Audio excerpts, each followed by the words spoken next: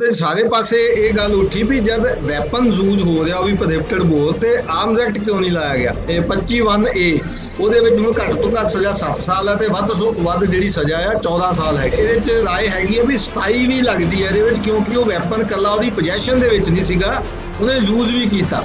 ਉਹ 7 ਸਾਲ ਘੱਟੋ ਘੱਟ ਆ ਤੇ ਉਮਰ ਕੈਦ ਦੀ ਜਿਹੜੀ ਸਜ਼ਾ ਦੀ ਪ੍ਰੋਵੀਜ਼ਨ ਹੈਗੀ ਹੈ ਜੇ ਇਹ 27 ਸੈਕਸ਼ਨ ਲੱਗਦਾ। ਅਗਰ ਇਹੋ ਹੀ ਚੀਜ਼ ਮੂਸੇ ਵਾਲੇ ਨੂੰ ਛੱਡ ਦਿਓ, ਮੂਸੇ ਵਾਲਾ ਕੱਢ ਦਿਓ, ਇੱਕ ਸੈਲੀਬ੍ਰਿਟੀ ਕੱਢ ਦਿਓ, ਇੱਕ ਆਮ ਬੰਦਾ ਲੈ ਆਓ, ਇਹ ਆਮ ਬੰਦੇ ਨੇ ਕੀਤਾ ਹੁੰਦਾ, ਫਿਰ ਉਹਦੀ ਸਜ਼ਾ ਕੀ ਹੁੰਦੀ ਸੀ?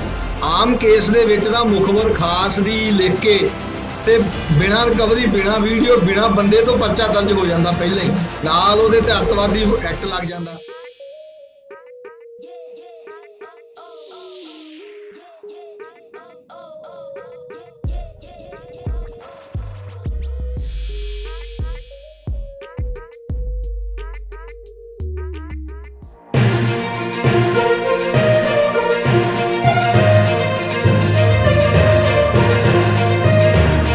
ਸਾਰਿਆਂ ਨੂੰ ਪਿਆਰ ਭਰੀ ਸਤਿ ਸ਼੍ਰੀ ਅਕਾਲ। ਮੈਂ ਹਰਮੀਤ ਬਮਰਾ, ਤੁਸੀਂ ਦੇਖ ਰਹੇ ਹੋ ਆਪਣਾ ਫਰੈਂਡਸ ਚੈਨਲ ਸਾਫ਼ ਤੇ ਸਿੱਧੀ ਗੱਲ।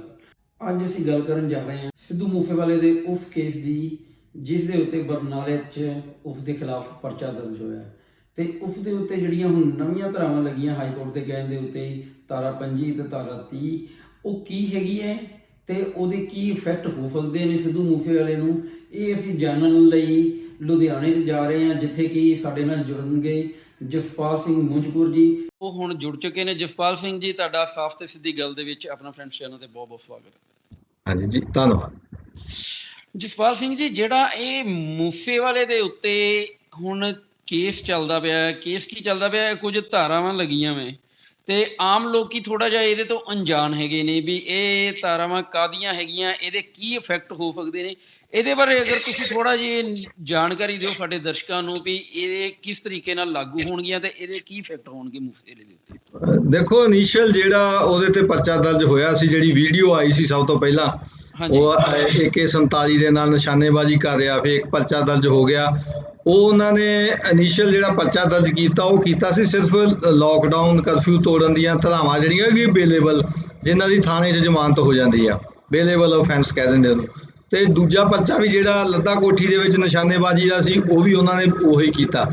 ਤੇ ਉਹਦੇ ਸਾਰੇ ਪਾਸੇ ਇਹ ਗੱਲ ਉੱਠੀ ਵੀ ਜਦ ਵੈਪਨ ਯੂਜ਼ ਹੋ ਰਿਹਾ ਉਹ ਵੀ ਪ੍ਰੋਹਿਬਿਟਡ ਬੋਲ ਤੇ ਆਰਮਸ ਐਕਟ ਕਿਉਂ ਨਹੀਂ ਲਾਇਆ ਗਿਆ। ਤੇ ਉਹਦੇ ਸਬੰਧ 'ਚ ਕੁਛ ਜਿਹੜੀ PIL ਦਾਖਲ ਕੀਤੀ ਗਈ, ਕੁਛ ਵਕੀਲ ਸਾਹਿਬਾਨ ਤੇ ਜਿਹੜੇ NGOs ਵੱਲੋਂ, ਤੇ ਉਹ ਪੰਜਾਬ ਹਰਿਆਣਾ ਹਾਈ ਕੋਰਟ ਦੇ ਵਿੱਚ ਅਰਲੀ ਹੀਅਰਿੰਗ ਦੇ ਵਿੱਚ ਡਿਊਰਿੰਗ ਆ ਲੋਕਡਾਊਨ ਜਿਹੜਾ ਐਮਰਜੈਂਸੀ ਜਿਹੜਾ ਕੰਮ ਅਰਜੈਂਟ ਮੈਟਰ ਚੱਲਦਾ, ਉੱਥੇ ਜਦੋਂ ਹੀਅਰਿੰਗ ਤੇ ਆਈ ਤੇ ਉਸ ਨੋਟਿਸ ਕਿਹਾ ਪੰਜਾਬ ਸਰਕਾਰ ਨੂੰ ਤੇ DIG ਨੇ ਜਿਹੜਾ ਰਿਪਲਾਈ ਫਾਈਲ ਕੀਤਾ, ਉਹਦੇ ਵਿੱਚ ਹੀ ਉਹਨਾਂ ਨੇ ਕਹਿਤਾ ਵੀ ਅਸੀਂ ਆਲਰੇਡੀ 25 ਆਰਮਸ ਐਕਟ ਤੇ 30 ਆਰਮਸ ਐਕਟ ਜਿਹੜਾ ਉਹ 'ਚ ਵਾਧਾ ਕਰਤਾ ਹੈਗਾ।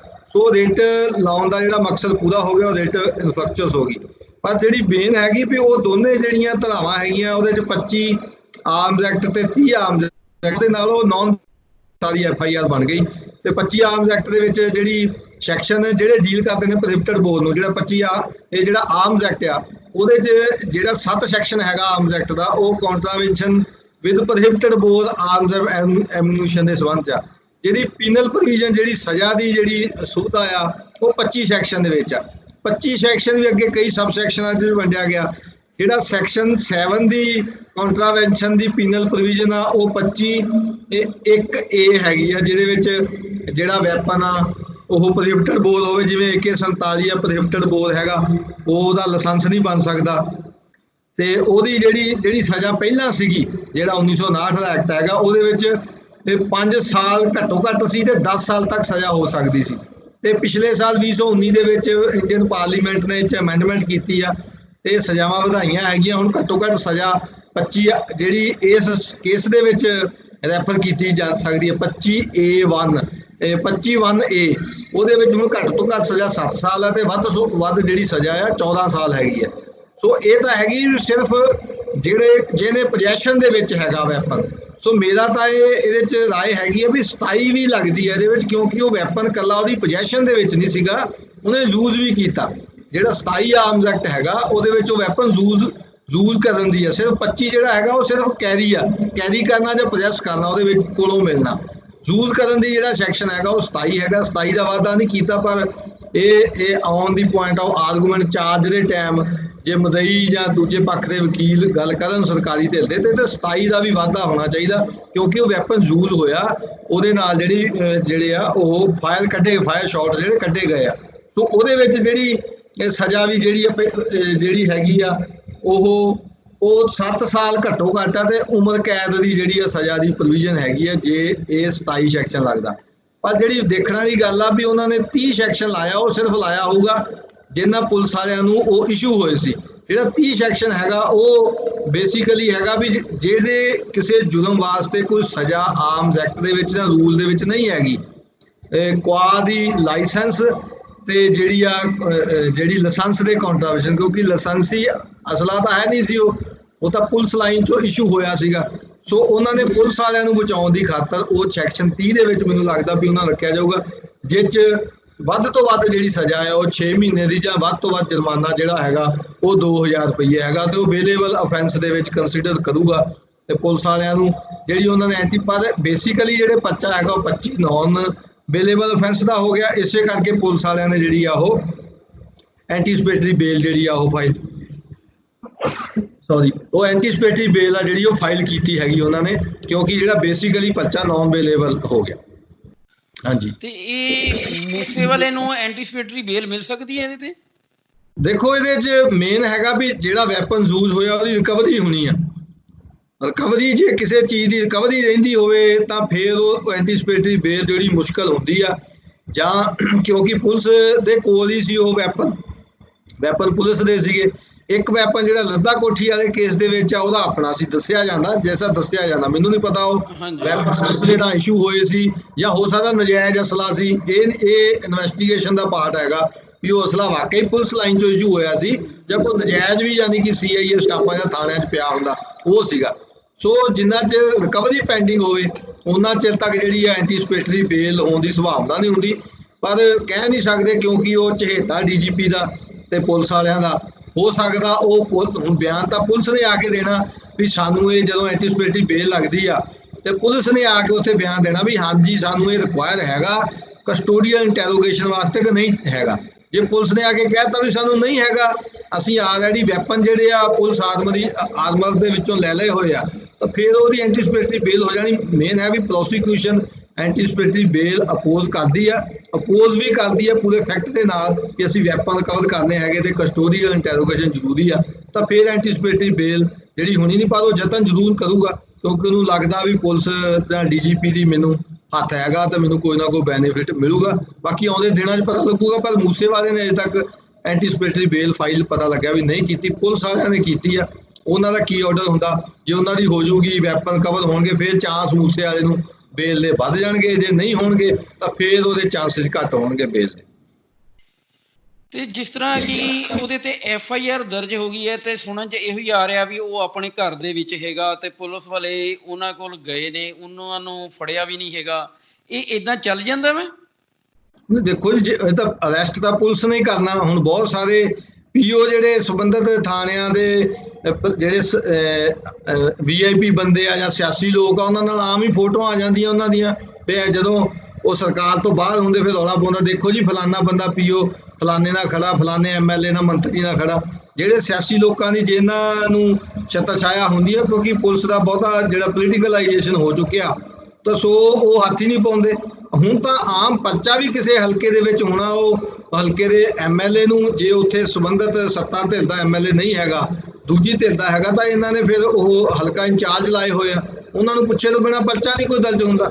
ਸੋ ਇਹੋ ਜਿਹੇ ਜਿਹੜੇ ਪਰਚੇ ਆ ਖਾਸ ਤੌਰ ਤੇ ਜਿਹੜੇ 'ਚ ਹੁਣ ਸਿੱਧੇ ਰੂਪ 'ਚ DGP ਇਨਵੋਲਵ ਆ, ਉੱਥੇ ਫਿਰ ਕੋਈ ਨਾ ਕੋਈ ਉਹਨਾਂ ਨੇ ਜਿਹੜਾ ਲੀਨੀਏਟ ਰੱਖਣਾ ਹੀ ਆ ਉਹਨੂੰ। ਹੁਣ ਫਰਦ ਨੂੰ ਤਾਂ ਪੁਲਿਸ ਵਾਲੇ ਕੈਨੇਡਾ ਤੋਂ ਕਾਲਾਂ ਕਾਊਂਟਰ ਉਹ ਕਰਕੇ ਉਹਨਾਂ ਨੇ ਵੀ ਹਾਂਜੀ ਕਨਵਰਸੇਸ਼ਨ ਤੋਂ ਪਤਾ ਲੱਗਿਆ ਜੀ, ਤੇ ਫੋਨ ਕਾਲ ਡਿਟੇਲ ਉਹਦੀ ਲੈ ਕੇ ਲੋਕੇਸ਼ਨ ਤੇ ਬੰਦੇ ਚੁੱਕ ਲੈਂਦੇ ਆ। ਤਾਂ ਚੱਕਣ ਦਾ ਦੂਜੇ ਹੁਣ CIA ਜਾਂ ਜ਼ਿਲ੍ਹਾ ਲੈਵਲ ਦੇ ਉੱਤੇ ਫੋਨ ਟੈਪਿੰਗ ਜਿਹੜੀਆਂ ਮਸ਼ੀਨਾਂ ਹੈਗੀਆਂ ਪੁਲਿਸ ਕੋਲ, ਤਾਂ ਸੋ ਉਹਦਾ ਫੋਨ ਟੇਪ ਤੇ ਲਾਉਣ, ਉਹ ਫੋਨ ਤਾਂ ਕਿਤੇ ਬੈਠਾ ਹੀ ਹੋਊਗਾ, ਲੈ ਕੇ ਉਹਦੀ IP ਦੀ ਲੋਕੇਸ਼ਨ, ਉਹ ਆਈਫੋਨ ਹੋਊਗਾ, ਆਈਫੋਨ ਦੀ ਲੋਕੇਸ਼ਨ ਲੈ ਕੇ ਤਾਂ ਉਹਨੂੰ 2 ਘੰਟੇ ਦਾ ਕੰਮ ਆ ਉਹਨੂੰ ਰੈਸਟ ਕਰਨਾ। ਪਰ ਆਪ ਹੀ ਉਹ ਉਹਨੂੰ ਟਾਈਮ ਦੇ ਰਹੇ ਆ ਵੀ ਉਹ ਕੁਛ ਪੁਲਿਸ ਵਾਲਿਆਂ ਦੀ ਜੇ ਪਹਿਲਾਂ ਹੋ ਗਈ ਫਿਰ ਮੂਸੇ ਵਾਲੇ ਨੂੰ ਰਿਲੀਫ ਮਿਲੂਗਾ। ਸੋ ਉਹ ਚਾਹੁੰਦੇ ਆ ਵੀ ਉਹਦੀ ਹੋ ਜਾਵੇ। ਕੇਸ ਤਾਂ ਚਲੋ ਉਹਨਾਂ ਨੂੰ ਹੁਣ ਇਹ ਮੀਡੀਆ ਦੇ ਦਬਾਅ ਕਰਕੇ ਦਰਜ ਕਰਨਾ ਪਿਆ ਵੀ ਵਾਧਾ ਵੀ ਹਾਈ ਕੋਰਟ ਕਰਕੇ ਜਿਹੜਾ ਹੋ ਗਿਆ।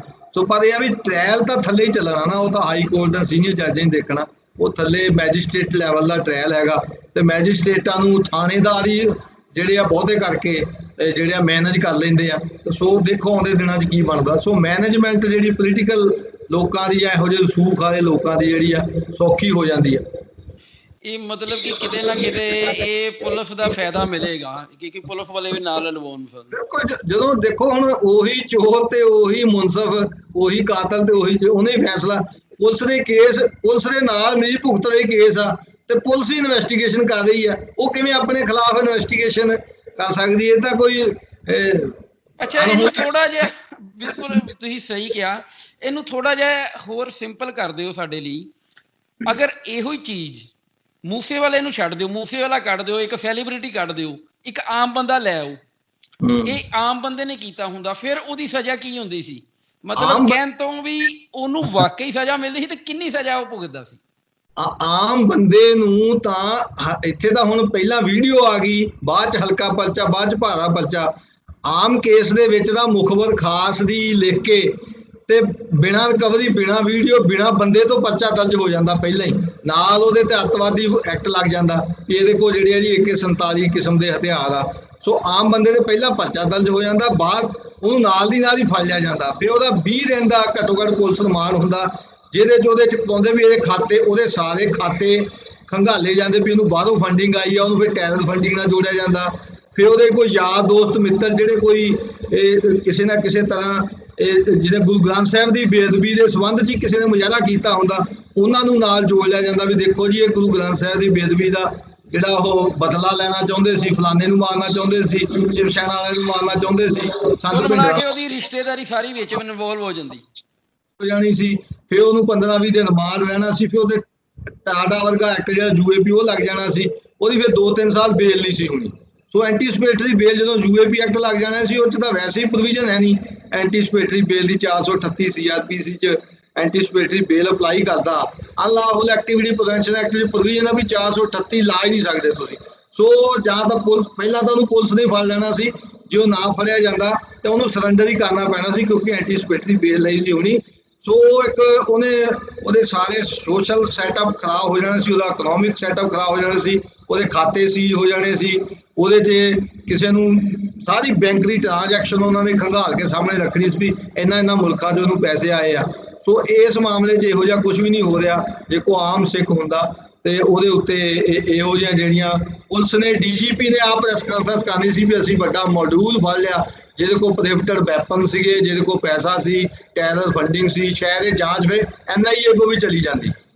ਸੋ ਇਹ ਤਾਂ ਦੋਹਰੇ ਮਾਪਦੰਡ ਹੈਗੇ ਹੀ ਆ। ਮਤਲਬ ਕਿ ਤੁਸੀਂ ਇਹ ਕਲੀਅਰ ਕਰ ਦਿੱਤਾ ਵਾ ਸਾਨੂੰ ਕਿ ਜਿਹੜਾ ਕਾਨੂੰਨ ਹੈਗਾ ਇਹ ਸੈਲੀਬ੍ਰਿਟੀ ਲਈ ਵੱਖਰਾ ਵਾ, ਆਮ ਬੰਦੇ ਲਈ ਵੱਖਰਾ ਤੇ ਰਾਜਨੇਤਾ ਲਈ ਵੱਖਰਾ, ਫਿਰ ਆਮ ਬੰਦੇ ਲਈ ਵੱਖਰਾ।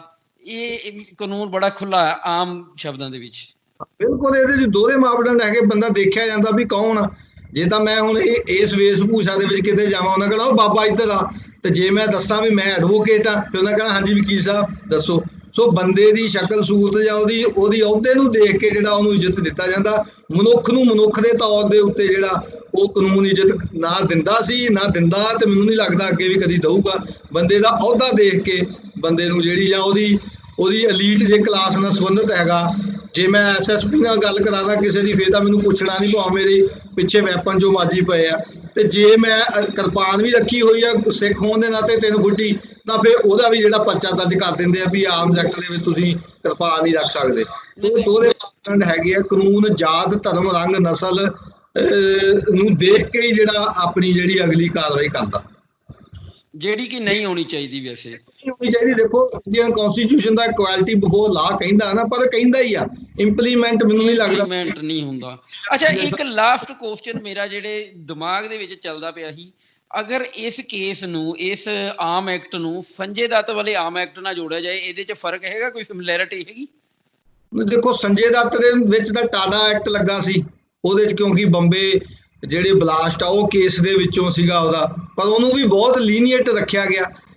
ਸੰਜੇ ਦੱਤ ਭਾਵੇਂ ਝੱਲਣਾ ਪਿਆ, ਪਰ ਨਾਲਿਆਂ ਨੂੰ ਤਾਂ ਫਾਂਸੀਆਂ ਹੋ ਗਈਆਂ, ਯਕੂਬ ਮੈਮਨ ਵਰਗਿਆਂ ਨੂੰ ਤੇ ਉਮਰ ਕੈਦਾਂ ਹੋਈਆਂ।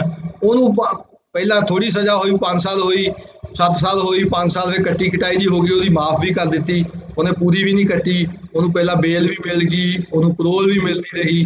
ਸੋ ਸਾਰੇ ਮੁਕੱਦਮੇਬਾਜ਼ਾਂ ਨੂੰ ਜੇ ਹੁਣ ਉਸੇ ਕੇਸ ਦਾ ਤੁਸੀਂ ਭਾਈ ਲਾਲ ਸਿੰਘ ਜਿਹੜੇ ਨਾਭਾ ਜੇਲ੍ਹ 'ਚ, ਉਹ ਵੀ ਆਰਮਜ਼ ਐਕਟ ਦੇ ਵਿੱਚ ਆ, ਟਾਡਾ ਦੇ ਵਿੱਚ ਆ, ਉਹਨਾਂ ਨੂੰ 1992 ਤੋਂ ਲੈ ਕੇ ਹੁਣ ਤੱਕ ਬੈਠੇ ਆ। ਸੰਜੇ ਦੱਤ 5-7 ਸਾਲਾਂ ਚੱਲ ਗਿਆ। ਸੋ ਇਹ ਤਾਂ ਫਰਕ ਹੈਗਾ ਹੀ ਹੈ। ਜੇ ਦਬਾਅ ਦੇ ਕਰਕੇ ਕੁਝ ਕਰਨਾ ਵੀ ਪੈਂਦਾ ਤਾਂ ਬਹੁਤ ਲੀਨੀਅੰਟ ਹੋ ਜਾਂਦਾ, ਫਿਰ ਉਹਨੂੰ ਯਾਨੀ ਕਿ ਲੂਪ ਹੋਲ ਹੈਗੇ ਆ ਜਿਹੜੇ ਉਹਨੂੰ ਦੇਣ ਵਾਸਤੇ। ਜੇ ਨਹੀਂ ਦੇਣਾ, ਜੇ ਰਿਲੀਫ ਨਹੀਂ ਦੇਣਾ ਤਾਂ ਫਿਰ ਜਿਹੜਾ ਬਹੁਤ ਸਾਰੇ ਹੱਥਕੰਡੇ ਹੈਗੇ। ਹੁਣ CBI ਦੇ ਮਰਡਰ ਦੇ ਕੇਸਾਂ ਦੇ, ਪੁਲਿਸ ਇਨਕਾਊਂਟਰ ਦੇ ਕੇਸਾਂ ਦੇ ਜਿਹੜੇ ਪੁਲਿਸ ਵਾਲਿਆਂ ਦੇ ਉੱਤੇ ਪਰਚੇ ਦਰਜ ਹੋਏ, ਉਮਰ ਕੈਦਾਂ ਹੋਈਆਂ, ਉਹ 3-3, 4-4 ਸਾਲਾਂ ਬਾਅਦ ਵੀ ਛੱਡਤੇ। ਤੇ ਜਿਹੜੇ CBI ਦੇ ਮਰਡਰ ਕੇਸਾਂ ਸਿੱਖ ਬੰਦੀਆਂ ਤੇ ਹੋਏ, ਉਹ ਅਜੇ ਤੱਕ 25-25, 30-30 ਸਾਲ ਬਾਅਦ ਨਹੀਂ ਛੱਡੇ। ਸੋ ਇਹ ਤਾਂ ਹੈਗਾ ਹੀ ਆ ਵੀ ਲਾਗੂ ਕਿਹਦੇ ਤੇ ਹੋਣਾ, ਉਹਦਾ ਜਾਤ, ਰੰਗ, ਧਰਮ, ਨਸਲ ਦੇਖ ਕੇ ਹੀ ਕਾਨੂੰਨ ਇਹ ਲਾਗੂ ਹੋਣਾ। ਜੇ ਕਿਤੇ ਕਰਨਾ ਵੀ ਪੈਂਦਾ, ਹੁਣ ਸੈਣੀ ਵਾਲੇ ਕੇਸ ਦੇ ਵਿੱਚ ਉਹਨੂੰ ਐਂਟੀਸਪੇਟਰੀ ਬੇਲ ਮਿਲ ਗਈ, ਜਦ ਅਸੀਂ ਮੇਰਾ ਜਿੰਨਾ ਕਿ 15 ਸਾਲਾਂ ਦਾ ਪਿਛਲਾ ਵਕਾਲਤ ਦਾ ਹੈਗਾ, ਇਹੋ ਜਿਹੇ ਕੇਸ ਸਾਨੂੰ ਤਾਂ ਕਦੀ ਮਿਲੀ ਨਹੀਂ। ਸਾਨੂੰ ਤਾਂ ਕਿਸੇ ਦਾ ਹੱਥ ਵੱਢਿਆ ਹੋਵੇ 326 'ਚ ਨਹੀਂ ਜ਼ਮਾਨਤ ਤੋਂ ਬਾਅਦ ਐਂਟੀਸਪੇਟਰੀ ਮਿਲਦੀ, ਤੇ ਹਾਈ ਕੋਰਟ ਤਾਂ ਕਿਤੇ ਦੇ ਸਕਦੀ ਹੈ, ਪਰ ਇਹਨੂੰ ਥੱਲੇ ਮਿਲ ਗਈ। ਸੋ ਇਹ ਤਾਂ ਹੈ ਹੀ ਆ, ਅਹੁਦਾ ਦੇਖ ਕੇ ਉਹਦਾ ਦੇਖ ਕੇ ਇੱਥੇ ਕਾਨੂੰਨ ਜਿਹੜਾ ਉਹ ਰਿਲੀਫ ਦਿੰਦਾ ਹੈਗਾ। ਪਰ ਇਹ ਵੀ ਅਦਾਲਤਾਂ ਕਈ ਵਾਰ ਆਪਣੇ ਮੁਤਾਬਕ ਫੈਸਲੇ ਲੈਂਦੀ, ਉਹ ਜੱਜ ਦੀ ਡਿਸਕ੍ਰਿਸ਼ਨ ਤੇ ਨਿਰਭਰ ਕਰਦਾ ਵੀ ਉਹ ਸਟੇਟ ਦੇ ਜਾਂ ਪੁਲਿਸ ਦੇ ਕਿੰਨੇ ਕੁ ਦਬਾਅ ਦੇ ਵਿੱਚ ਹੁੰਦਾ ਜਾਂ ਨਹੀਂ ਹੁੰਦਾ। ਇਸ ਤੋਂ ਅਸੀਂ ਜਾਣ ਹੀ ਸਕਦੇ ਹਾਂ ਕਿ ਇਸ ਦੇਸ਼ ਦਾ ਕਾਨੂੰਨ ਰੰਗ, ਭੇਦ, ਨਸਲ, ਉਹਦੇ ਸਭ ਕੁਝ ਦੇਖ ਕੇ ਹੀ ਚੱਲਦਾ ਹੈ। ਇਹਦੇ ਵਿੱਚ ਇੱਕ ਅੱਖ ਵਾਲਾ ਕੋਈ ਕੰਮ ਨਹੀਂ ਹੈਗਾ, ਕੋਈ ਇੱਕ ਤਕੜੀ ਵਾਲਾ ਕੰਮ ਨਹੀਂ ਹੈਗਾ। ਤੇ ਇਸ ਦੇ ਨਾਲ ਹੀ ਜਸਪਾਲ ਸਿੰਘ ਮੰਝਪੁਰ ਜੀ, ਤੁਹਾਡਾ ਸਾਨੂੰ ਸਮਾਂ ਦੇਣ ਦਾ ਬਹੁਤ ਬਹੁਤ ਧੰਨਵਾਦ। ਤੇ ਅਸੀਂ ਫੇਰ ਜਦੋਂ ਸਾਨੂੰ ਕੋਈ ਇਹੋ ਜਿਹੀ ਚੀਜ਼ ਦੀ ਲੋੜ ਹੋਏਗੀ ਤੇ ਅਸੀਂ ਤੁਹਾਡੇ ਨਾਲ ਜੁੜਦੇ ਰਵਾਂਗੇ। ਤੇ ਸਾਡੇ ਵੱਲੋਂ ਸਾਰਿਆਂ ਵੱਲੋਂ ਤੁਹਾਨੂੰ ਪਿਆਰ।